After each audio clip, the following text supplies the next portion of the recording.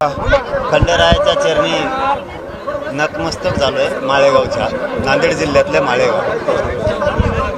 खंडेरायाच्या चरणी एकच मागितलं आहे फक्त की गोरगरीब मराठ्यांवरती अन्याय होतो, त्याला आरक्षण मिळू दे, शेतकरी अडचणीत आहे, त्यांनाही बळ मिळावं, सरकारने त्यांना मदत करावी, बस एवढाच आशीर्वाद खंडेरायाच्या चरणी मागितला आणि बळ पण मागितलं. राज ठाकरे म्हणतात की राजधानी असुरक्षित असं त्यांनी ट्विट केलंय. काय सुरक्षित आहे?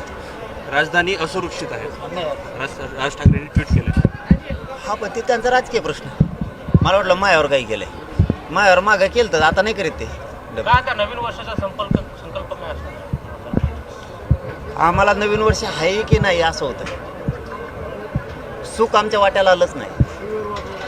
गोरगरिबांनी लेकरं शिकवायचे, पण आरक्षण नसल्यामुळं त्यांचं आयुष्य बरबाद व्हायचं. आमच्या आईबापानं कष्टकऱ्यांना, गोरगरीब मराठ्यांना सुख आणखीन बघितलंच नाही. नवीन वर्ष येत आहेत, पाठोपाठ येत आहेत आणि पाठोपाठ जात आहेत सुद्धा, पण आमचा न्याय आम्हाला कधी मिळेल या प्रतीक्षेत आम्ही.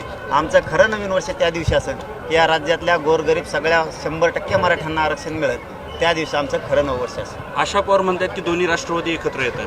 कोण? आशा पवार म्हणतात दोन्ही राष्ट्रवादी एकत्र नाही बाबा, ते राजकारणाचा महाविषय नाही. ते एकत्र या नाही तर तिकडे नदी नाही. आम्हाला काय त्याचं काहीच नाही. आपलं सामाजिक, आणि आपल्याला बोललं की सोडित नाही. आपने क्या मन्नत मांगी है खंडोबा से? मला हिंदी येत नाही ना, महालय पाचका होती. तुमचा खेळ बिघडन महा बिघडन. नको. धन्यवाद.